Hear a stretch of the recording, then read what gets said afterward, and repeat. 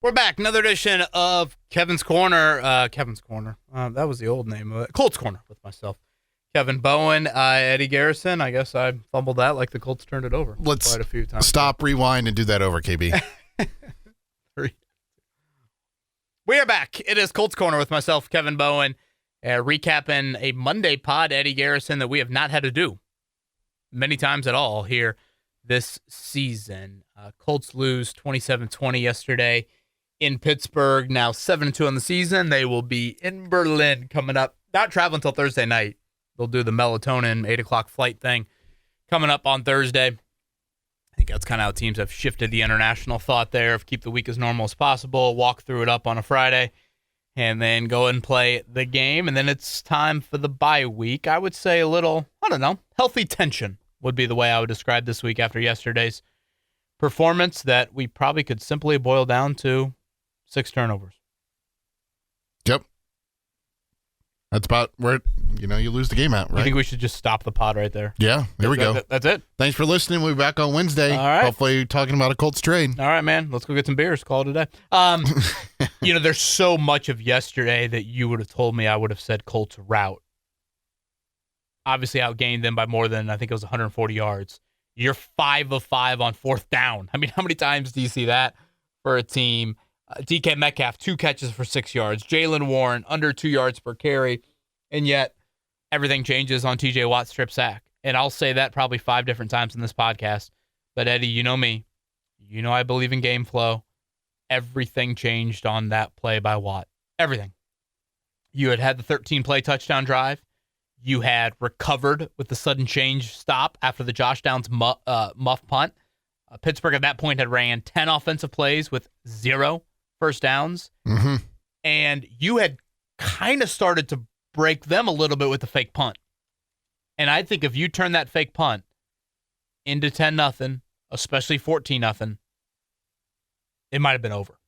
I know it's a big statement to make, and I know the rest of the game unfolded in the manner that it did, but I think Pittsburgh was teetering, and I think that atmosphere would have been teetering.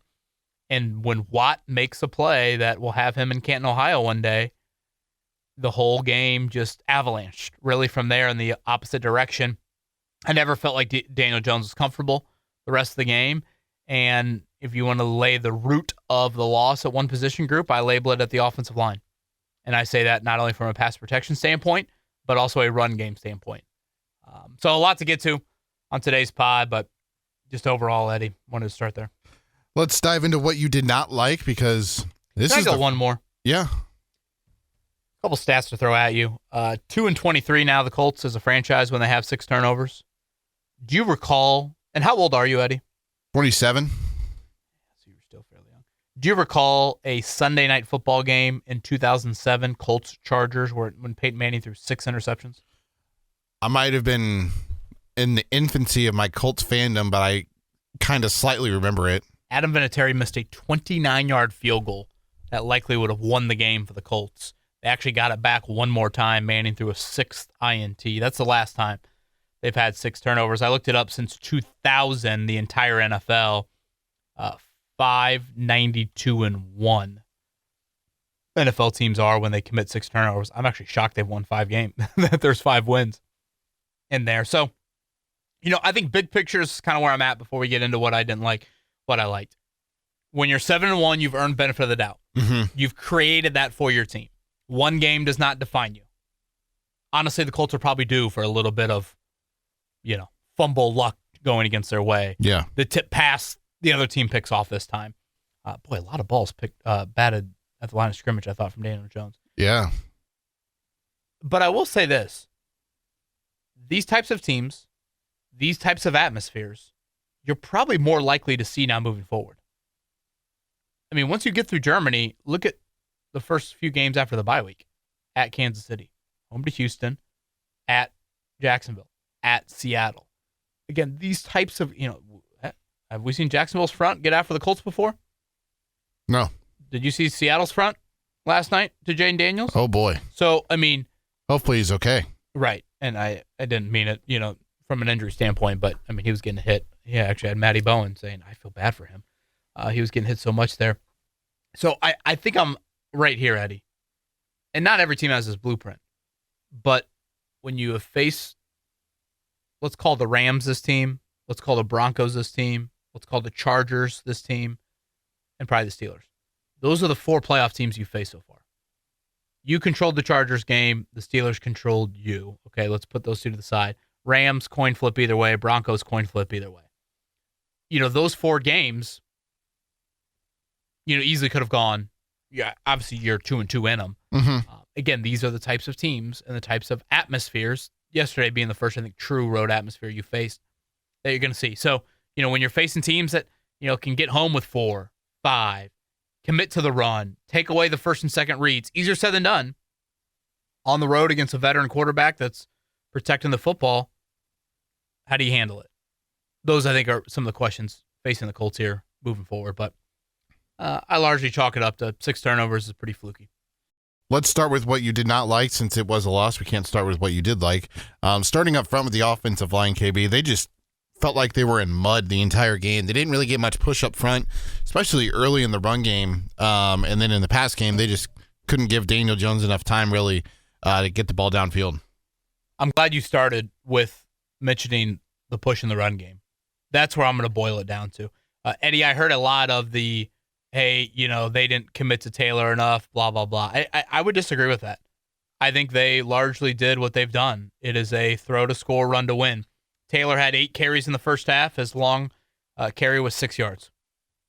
He had 6 carries in the third quarter. The game is still very much, back and forth at that point. 6 carries in one quarter is a good amount. You extrapolate that out to a whole game, it's 24 carries. He had a long run of 9 in the third quarter. So, to me, it was the worst the offensive line has played all year.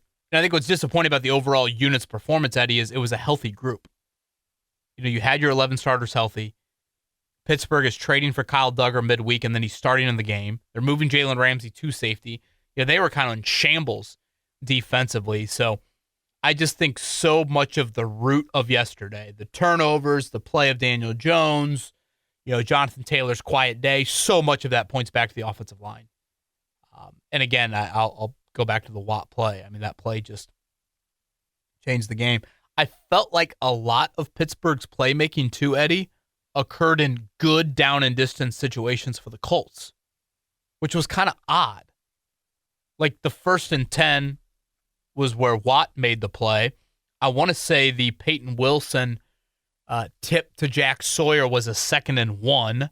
I believe the Peyton Wilson interception was a 2nd and very manageable. I think one of the Highsmith plays was a 1st and 10 as well. Like, to me, a recipe for disaster against a team like this is, getting into the 3rd and longs. But, those really weren't the times that Pittsburgh feasted on them. Mm-hmm. So I think that just kind of adds to it. I think one thing when you're looking at it from the offensive line and the Jonathan Taylor perspective is that I felt like they never really, even when they did try to run with them, it felt like most of them were out of shotgun and not a lot of underneath center action. And then number 2, to kind of play off of that, it didn't feel like they tapped into the play action as much as they had in the previous weeks. And I felt like that potentially hurt them. I think some of the subtle play actions turned into some of those deep drops for Jones, and those are sacks. Mm-hmm. If you look at the Watt play, I'm going to focus a lot on it. Who's at fault there? Which Watt play are you talking about? The strip in the second quarter. See, I thought there was a lane for Jones to step up. I didn't think his pocket presence was there at all yesterday. Yeah, I would agree on that. I thought I think Pierce starting the game in the fashion that Pierce did probably had Daniel Jones thinking shot there. And I think when you play rushers like Watt, you have to be so conscious of when he's single-teamed. And when he's single-teamed, you better be damn sure that you got 2 hands on the football there. Yeah. If you're going to take the shot. Because J.J. Watt, ironically, did a really nice job breaking it down, and Tyler Warren is very open in the flat there. Yeah. Now, it's a little bit of a check down, but it would be 2nd and 3 at that point. And that, to me, is where if you're going to take the shots against the Watts, against the Crosbys, et cetera, hell, you might see Pittsburgh in the wild card round in the playoffs. That's got to be a chip. And, sometimes on 3rd and 13, maybe you can't chip because you need to deploy guys out on a route tree and whatever. You're down 7. But 1st and 10, I think there's an opportunity to do that, especially when you had dominated dominated is a strong word. You had really controlled so much of that game to that point. Really, the Josh Downs muff was the only issue. You had broken their back with the sudden change defense. You had gone with the fake punt already. Again, you're about to be up 10 or 14 nothing there. So, yeah, would you love to see Braden Smith hold up one-on-one? Sure, but there are some other avenues, I think, on that play specifically that could have been different. Boy, I didn't realize Peyton Wilson had 14 tackles, a half a sack, dude, he was a menace. 2 passes defensed, and a pick. And you know what? Credit for him on the pick. I think something that Daniel Jones has got to watch moving forward is I'm curious if teams, and I think some teams have tried this, but Pittsburgh had a lot of success with it. Do you live with some of the Jones intermediate throws? Mm-hmm. Knowing he's going to hit some. They ran a ton of split safety yesterday. I don't know if you saw this. It was the most they had run in any game this year. It was like 84% of the time or something. Interesting. And again, a corner and Ramsey playing a lot of that safety. But at times, too, they also, I thought, did a great job of kind of suffocating that very, I guess, first-level throws maybe would be the better way to describe it. But they were very competitive at the point of attack, I thought, in some of those moments of truce. Much more so than I remember from other teams. Josh Downs, maybe not as open as we're used to. Warren has 5 catches for 26 yards. Is there any sort of blueprint, which, again, is so much easier said than done, of commit a ton to the run game. When they do throw, we're going to try and just absolutely handcuff that first level. Mm-hmm. Because that is a lot of the checkdowns. And if you look at the Downs the interception he's trying to throw to Downs, that was a very, first read, not there. Second read, boom, I think I've got Downs. Yeah. Peyton Wilson.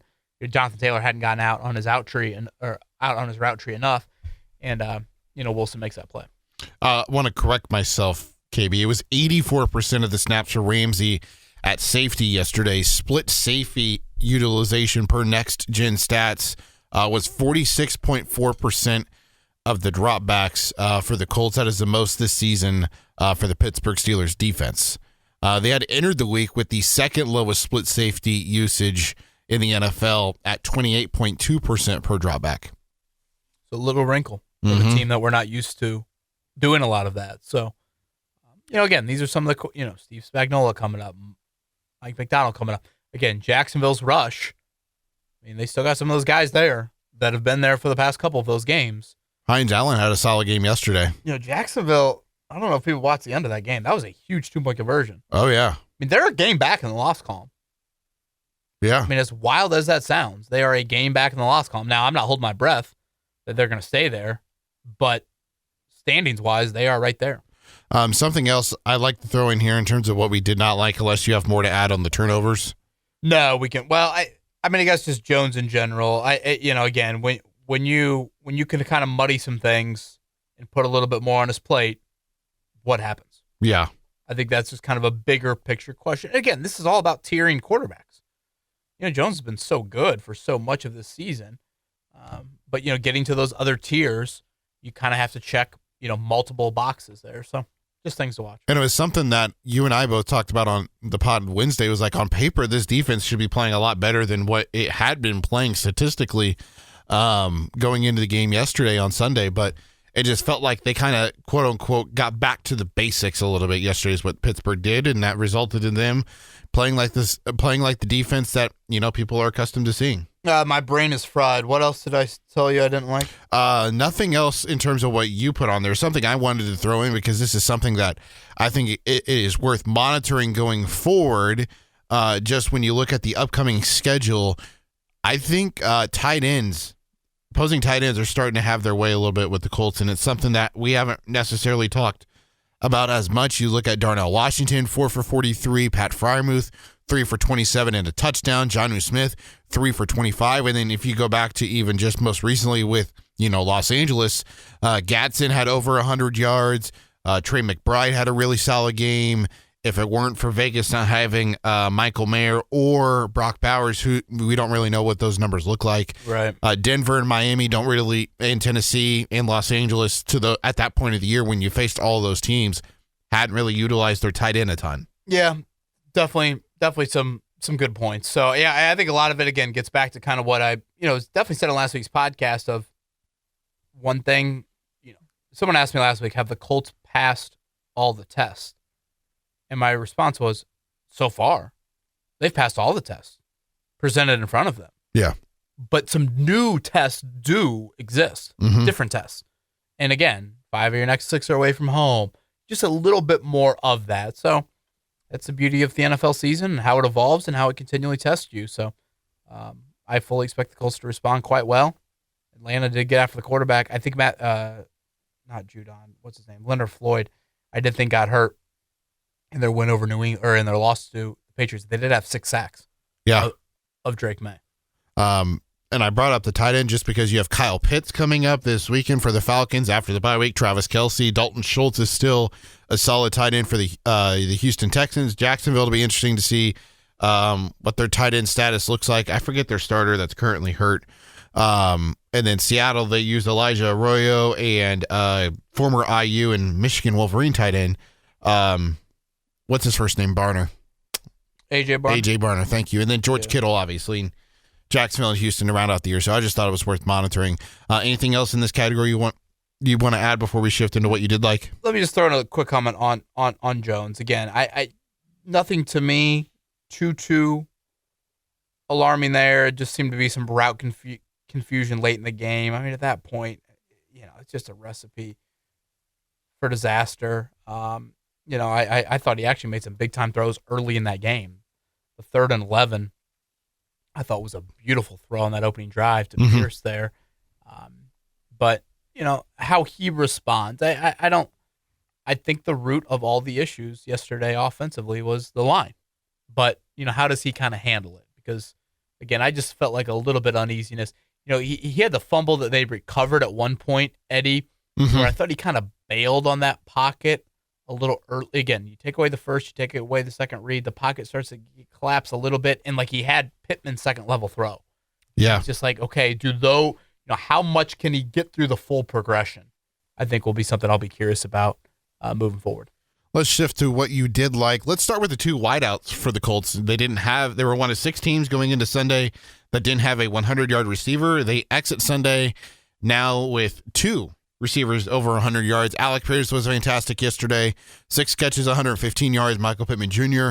doing Michael Pittman Jr. things. 9 catches, 115 yards as well. Yeah, Pierce really, really good. Especially early on in that game, Eddie, the variety of routes. He's continually going to get paid a lot of money by somebody here coming up next offseason.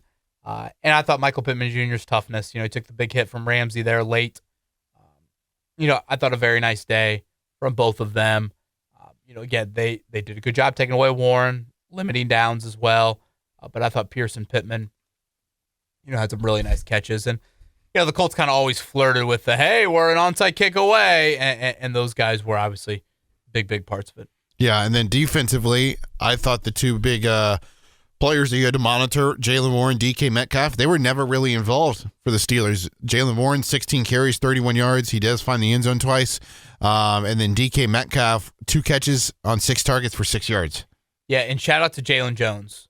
Eddie, I think that is a very encouraging sign that Jalen Jones not only played yesterday, he played the most snaps of any Colts quarterback.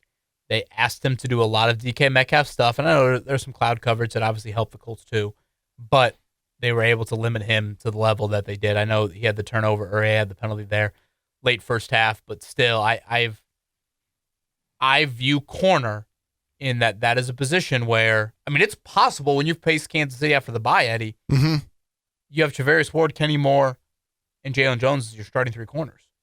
Yeah. Yeah. That makes you sleep a little better at night, does it not? Does that mean there's not going to be a trade at the deadline then?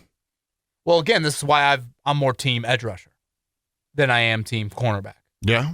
As we sit here right now, Jalen Phillips has been traded from the Eagles to the Dolphins. And correct me if I'm wrong. 3rd round pick. From the Dolphins to the Eagles. Right. And, if Jalen Phillips walks in free agency, his comp pick will probably not be a 3rd rounder, but it'll probably be close to that. Maybe, yeah. So, that's a deal that I think makes a lot of sense. I know he's been banged up in his career, but still, when he's been healthy, he's definitely had some nice production for him. So reunited with Vic Fangio. Good point. So I think yesterday was kind of a reminder of you need more juice. JT Tuimoloau, his numbers came down yesterday, Eddie. He was about 50% of the snaps last week, only 11 snaps for him. They played Kwity Paye and Latu a ton. yesterday. So to me, you've gotten a couple of in-house cornerback reinforcements. Yeah. I don't view defensive end in that light at all. Right. I don't think Tyquan Lewis and Samson Ebukam all of a sudden cure all in their returns there. So that is the position that I would continue to explore. And I do think the Colts are definitely looking at it. It's just, deadline spur action. And is the juice worth the squeeze? Right. And I tend to think you haven't had too many opportunities to squeeze the juice. Yeah. That makes sense. Yeah.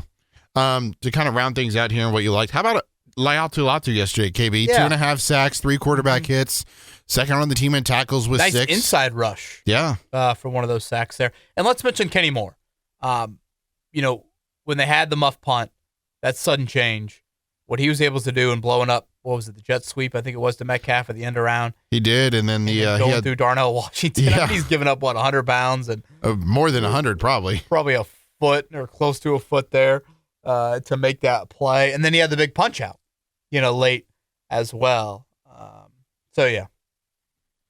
Anything else you want to add to what you liked, or are you ready for Twitter questions? I think that covers everything. I should mention Michael Badgley. Just a couple outdoor kicks. Yeah, north 50. Of 50. They didn't clear by much. Not the prettiest looking things, but still. As long as they go between the uprights, KB, we don't care. Because what was he, 3 of 9 in his career? Something like that. From 50. So, he'll have more outdoor opportunities here moving forward with him. There are a couple of those extra points that give me a little bit of nervous energy, to be honest with you. But still, he's been pretty solid so far outside of that one missed extra point. Handful of Twitter questions to get to. We will start with Chris. The Shane Steichen realized that they can run the ball to the outside. Every run doesn't need to be up the middle. They could have at least ran some stretch plays, and that offensive line got beat down. I've always said Braden Smith struggles against speed rushers, and I saw no difference against TJ Watt. And Kevin, for the most part, prior to yesterday, the Colts had done a solid job on TJ Watt, and yesterday was a different story. Yeah, he also had a couple plays, I thought, outside of that. If I remember correctly, a couple years ago, Eddie, I remember Watt making a play early in the game and then super quiet the rest of the way. I felt like you felt, frankly, TJ Watt and Alex Highsmith probably the most in these matchups. I thought he really got the best of Ryman. Obviously, shouldn't mention, I can only imagine what the emotional toll was for Matt Gonzalez and trying to get ready to play in that game, all of that, but still. Other guys around him, I felt like were more of your issue. More of your issues in protection, I thought, were the edge. And kind of leaving those guys out on islands there and them not holding up. And then I go back to the run game. To me, so much of that was, I think, rooted in just Pittsburgh's front really whipping you in that area there. That, again, was so much of why your offense looked like a unit we haven't even seen sniffed really here in 2025. Cody and Flippin asking similar questions here. We got a lot of these. Was this game more about the Colts beating themselves or the Steelers giving a blueprint on how to slow the Colts offense down? Yeah, I think for the most part, it's the Colts beating themselves. They've been such a solid offense this season. Even if you want to throw away some of those late game turnovers, hey, that's just you trying to make a play. If the Watt strip sack doesn't happen or the ball doesn't get batted, by Peyton Wilson into Jack Sawyer, could that have turned into at least some sort of points there?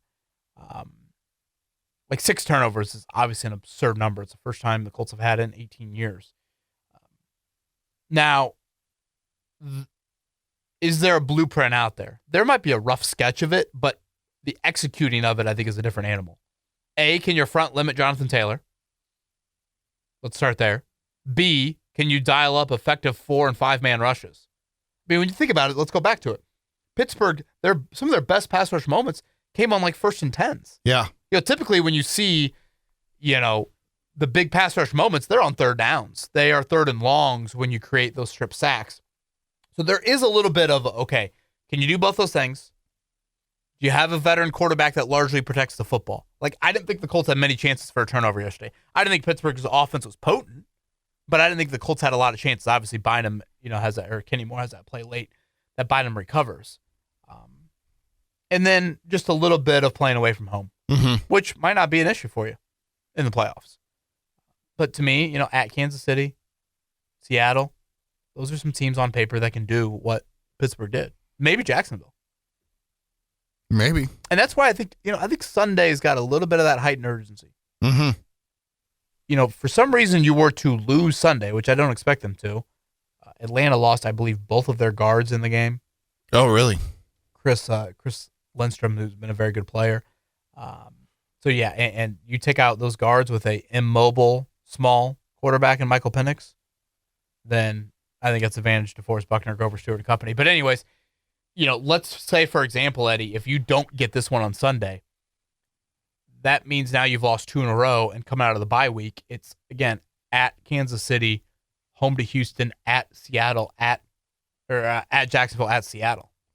So it quickly moves into, oh boy, this could get interesting fast, not in a good way. Yeah, with Atlanta, Matthew Bergeron sustained an ankle injury. Leonard Floyd left the game with a hamstring issue, and then Chris Lindstrom was a foot injury in the fourth quarter for Atlanta yesterday. KB, in general, the Colts did a solid job on third down, both sides of the football, between third and fourth down, I should say. If you combine the efficiency for the Colts, they were 11 of 19. Pittsburgh was 5 for 14, and you lose the game. Again, there are so many stats, Eddie. Point to that. Point to total yards. Point to the 5 for 5 on fourth downs. Yeah. I mean, again, Jalen Warren, DK Metcalf, I get their tight ends impacted the game in some ways, but, I thought a blueprint to a possible Colts loss, which I definitely didn't think, would have been more of a Pittsburgh kind of shoots out you, which I know it would have sounded weird entering the game, but, maybe whatever. Watt makes a couple plays that just limits you to a field goal instead of scoring on those touchdown drives, but clearly that didn't happen. You didn't mention outdoors. There are a handful of games coming up, too, with outdoors comes playing on grass, and that is where our next Twitter question comes from Craig. While the offensive line was atrocious on Sunday, the whole team looked slow. Since this was their first game of the season on grass, do you think that had any impact? Guess we'll find out next week, as Berlin is a grass field. Yeah, I'm not sure if I'm qualified for the grass turf debate, really. I know it's an old stadium next week. All I know is you're playing outdoors 5 of the next 6. And that can lead to, obviously, different weather. That can lead to whatever, impacting the kicking game. And from an atmosphere standpoint, Arrowhead in Seattle, I'd rank right up there with just about any. Yeah. In the NFL. So that's probably where I'd point to more than just like grass, turf. I mean, I think the Colts have some elements of a team that should be good outdoors, from a trench play standpoint, from a Taylor standpoint, when you get into this, iffier weather here, but obviously playing in the friendly confines and getting that home crowd behind you for the first time in 10 years would be very welcome. Colts are now one of 3 teams, by the way, that are 7-2 in the AFC. New England 7-2. Denver is 7-2 as well. Pittsburgh 5-3, and then Buffalo is 6-2. Chargers 6-3. Jacksonville 5-3. Kansas City 5-4. That is your top 8 right now in the AFC standings. 2 questions left. Does this performance give you pause on signing Daniel Jones to a contract extension? Oddly enough, Z-Palm finds it feels better about the Colts defense and pass rush in the loss. Yeah, let's start with Jones. I mean, you can't overreact to one game. There's a level of debate that you're going to have to get into of franchise tag versus longer-term deal.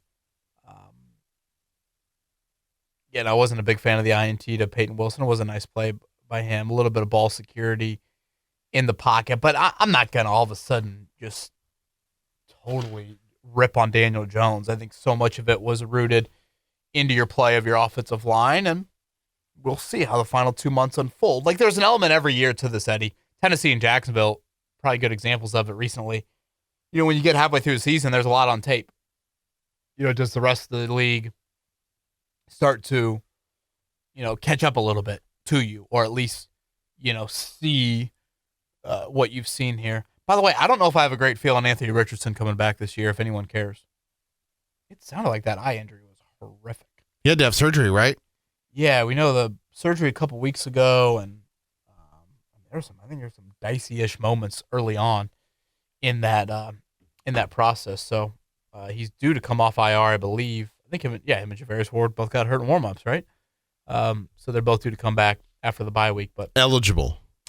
Yes, that's the better way to put it. As far as Z-Palm pointed out here, I feel good enough about defense and pass rush. I still would like to see a pass rush move at the deadline. Yeah. I don't walk away from Sunday all of a sudden like, yes, I thought your defense played fine and played probably winning enough football, but again, 1 week for me doesn't all of a sudden change, where you're at from an offensive line or where you're at from a pass rush standpoint. The whole Jones, I say this NFL wide. I think one of the harder things to do for an NFL franchise is when you sit at the end of a season and think, hey, do we have the guy or do we not have the guy? And then when you ask that question, it's, well, I don't think we have the guy, but I still would rather have him than take a chance. You think that's what Minnesota's regretting, even though they won yesterday in Detroit with J.J. McCarthy? Yeah. I mean, that's a great question. And like Seattle, did Seattle view like going from Geno Smith to Sam Darnold as an upgrade? I think they do now. I mean, right. I mean, there are just some great debates you could have around the league of that. I think it's one of the harder things for franchises to figure out. Didn't they sign Darnold before trading Geno? Pretty sure they did. Right. Well, I assume that was, yeah. I assume that they were obviously planning to get rid of Geno once they made the move for Darnold. So I just think that general premise, Eddie, of A, do we have the guy? And if we're uncertain if we have the guy, what about the color of the grass on the other side of the door? Yeah. It's just it's kind of frightening, honestly. Yeah, our final Twitter question is about the trade deadline, 4 p.m. Eastern on Tuesday. The Colts will make a trade 5 minutes after we sign off. That'd be on brand, wouldn't it? Very on brand. It's from Conroy. With the trade deadline not too far away, what positions should Chris Ballard be targeting, and how much compensation do you think is reasonable or possible? You already mentioned edge over corner. Now, what in terms of compensation are you willing to give up for Chris Ballard? I think is the bigger question. Yeah, that is a good part. I would say this. I think the Colts have legit interest in both of those, and they're kind of debating, how big of a swing should you take, and again, what does that market look like? I'll be curious how much Miami gives up, given the Chris Greer situation. I mean, the Colts continue to work out veteran edge players and cornerbacks, particularly edge guys. So that, to me, is an indicator of they obviously aren't in love of what they have. And I was interested, Eddie. In a way, JT Tuimoloau kind of had a 2-week tryout here. Yeah. With the injuries to Tyquan Lewis and Samson Ebukam. And I just didn't feel like you got a ton from him. Right. And I get that might be a kind of a big bar for a rookie. Granted, you felt like he was probably going to come in and had a college resume that would compete a little bit more in the NFL. The Quiddy Arizona game continues to be the outlier. Like, to me, I just don't feel like we've seen much from him. Yep. With the attention certainly going to Buckner and certainly going to Latu as well. So, what would they give up? I think right in that ballpark of the 3rd round, 4th round, 5th. They have those 3 picks. You got to think you're going to get something in return for Richardson. What does that look like for you? Mm-hmm.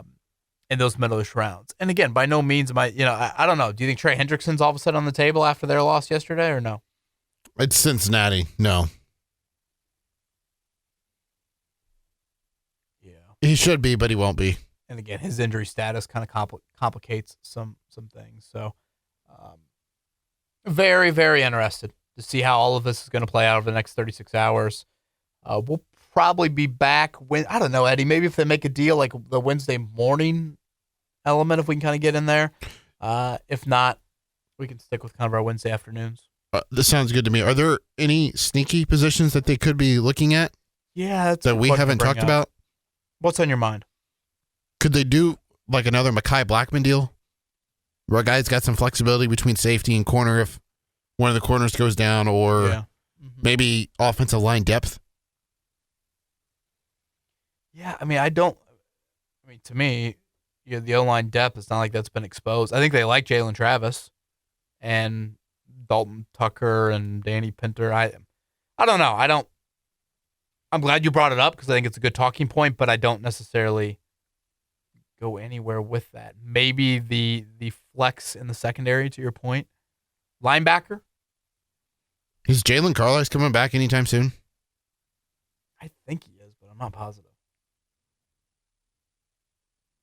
Yeah, that would be the only other one. But to me, I continue to go back to edge rush. And I don't know, Carl Granderson from the Saints, are the Giants after another loss? Are they going to start looking into selling it all? Like, those would be, I think, some of the areas that I kind of look towards and think, all right, is there anything that you can explore there? Just a little bit more juice. And it might not be the, 10, 12 sack guy, but when you've got a second wave of pass rushers in the game and that unit happens to be Russian, all of a sudden do you feel a little bit better about your depth there that a guy can impact a little bit? Because the Colts should be, given their interior guys, those edge rushers should feast in their ability to send quarterbacks, back into the interior part of the pocket. And, boy, you would think Sunday, again on paper, with Atlanta losing both their guards, would be just a great, great opportunity for it all. So we'll break it all down coming up on Wednesday with Colts Corner with myself, Kevin Bowen, and Eddie Garrison. Again, Colts have a normal schedule this week until Thursday. They'll board a plane late Thursday night for Berlin. So everything will be normal up until that point. Have a walkthrough over there and take on the Falcons coming up. Raheem Morris and Shane Steichen. Was that 1-2 in the head coaching search a few years ago? Mm-hmm. I think a lot of people would feel that way. Eddie, thank you as always. Thank you for listening to Colts Corner with Kevin Bowen. We are signing off.